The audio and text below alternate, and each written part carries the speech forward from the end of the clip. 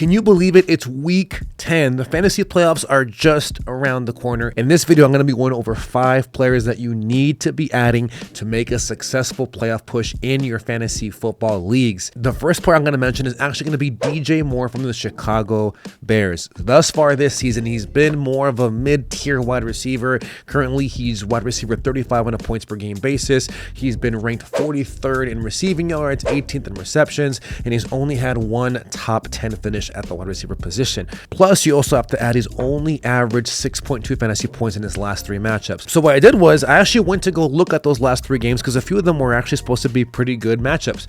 The first one was versus Jacksonville a few weeks back, and that was the 4 touchdown game that Caleb Williams had. 2 of those touchdowns went to Keenan Allen. However, despite all that, Moore was second in targets in that game, and in that matchup, no other wide receiver had 41 yards. Now versus Washington, Caleb Williams only completed 10 passes in that game. DJ Moore in that matchup had 2 receptions, and the team actually also got him 2 rushing attempts, showcasing that they were trying to get him involved in some kind of way despite how ugly the game was. And in the matchup versus Arizona, we saw DJ Moore have 9 targets, and you want to see that from a wide receiver 1. And in that matchup, he only had 4 receptions for 33 yards. But here is what I want to show you. If you look ahead the schedule he has coming up, he's going to be facing the New England Patriots. They're a bottom 12 defense in receiving yards allowed. You have Green Bay, who's been a little bit stingy, but now when you look beyond that, he sees Minnesota twice as well as Detroit, and that's pretty important because Minnesota allows the second most points to opposing wide receivers, while Detroit is actually ranked 3rd most in that same category. So you want to buy low right now, considering that DJ Moore is coming off a few performances that have just been absolutely low in production. But with the fantasy playoffs just around the corner, DJ Moore is someone that you should be adding to your rosters to be successful. Now, this next player is going to be Evan Engram from the Jacksonville Jaguars. And the reason why I'm actually targeting Evan Engram is because we're seeing so many injuries right now take place within Jacksonville. We see that Christian Kirk is out for the season. Brian Thomas has been questionable. Same with Gabe Davis, who actually didn't play last week. And despite the tough matchup versus Philadelphia, we saw Evan Engram actually have a season high in both target share as well as the routes run. He actually had a 34% target share and ran 89% of the routes. That is true alpha. That's like Travis Kelce elite level. If you look at the game log here, he also had a season high 10 targets versus Philadelphia. He didn't have an explosive game, but you're already seeing the usage that he's going to be seeing with all these injuries. Despite Minnesota being a very tough defense versus the tight ends, we saw what he did versus an even better defense versus the tight end position. So for me, I'm not really worried about who he's going to be facing because of the opportunities that he's going to be seeing. And you're seeing right now, currently in the season, he's 2nd in target rate. He's 4th in target share.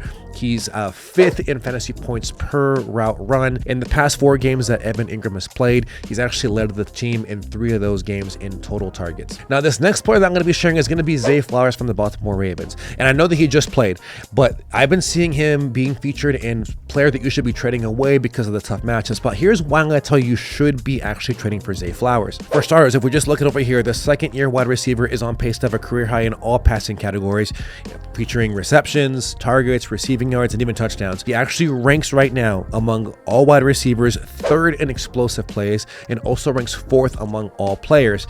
Currently right now, he's 4th in yards per catch, and he's also 9th in yards per route run. And I think that this is a key hack, especially when you're looking at a wide receiver, despite whatever matchup he's going to be having, because it just takes 1 or 2 plays for him to showcase his value, and this is what you get with Zay Flowers. And as I mentioned, he's going to have a tough stretch coming up with some of these matchups. He's going to face the Pittsburgh Steelers, who are top 11 defense and fewest points allowed to wide receivers. And then he sees the Chargers, who are also a top 6 defense in that same category, as well as Philadelphia, who are a top 13 team as well. But here's what's encouraging. In his last 3 games, he has 2 really juicy matchups versus the New York Giants as well as the Houston Texans. And the Texans actually are on championship week. So if you're lucky to make it that far, Zay Flowers, with all of the great things that we're seeing from him this far, would be a great lineup block for you in that week. Hey, we have 2 more players to review, so do me a solid. Most of you aren't already subscribed, so if you're getting value, hit the subscribe button, hit the like button. Let's go over these last 2 players. And this next player is going to be Drake London from the Atlanta Falcons.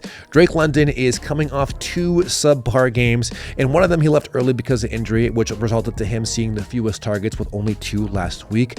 And I think right now, with the trade deadline coming up for fantasy football, this is your last window to get Drake London. Now, if you check these stats out right now, currently he's 6th among wide receivers in targets targets. He's second in red zone targets, which has led to him being second in total touchdowns. And also he's 13th in total route wins.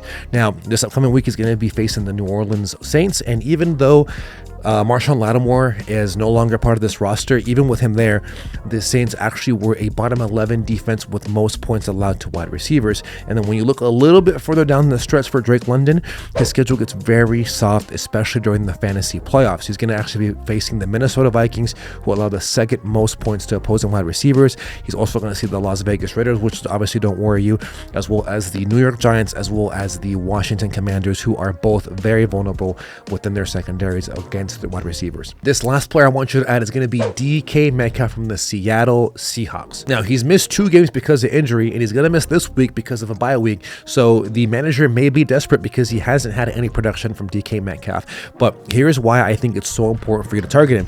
If you look at the explosive plays rating here on Player Profiler, he's 6th among wide receivers and he's 9th overall. And it helps out that he's actually been 1st in deep targets among wide receivers. He's actually 6th in unrealized air yards, which has led him to be also 4th in expected fantasy points per game. And here's another thing that I want you to pay attention to. In his last 7 games, he's had 6 games where he has had 6+ targets, and of those 6, he's had 3 where he's had double-digit targets. And obviously we saw JSN go off last week, which actually shows you the kind of offense that Seattle has for DK Metcalf. And as you're already seeing, the common theme that we're seeing in this video is we're trying to showcase players that have really favorable schedules. And of course, this also falls in line for DK Metcalf. DK Metcalf is going to be facing the San Francisco 49ers, and in the game where he played last time versus them, he had 11 targets, also had a few touchdowns that were called back because of either a penalty or him stepping out of bounds. And we love the matchups down the stretch even more because he faces not only the Arizona Cardinals, but the Minnesota Vikings, who are a team that we've already highlighted as a team that actually allows the most points to opposing wide receivers. Hey, you made it to the very end of the video. Thank you so much for watching. If you got value out of this, do me a solid, hit the like button, also subscribe, and check out some of these other videos here that can help you out as we get ready for the fantasy playoffs. Thank you so much for watching. Best of luck to you in week 10, and meantime and in between time, take care, God bless, peace.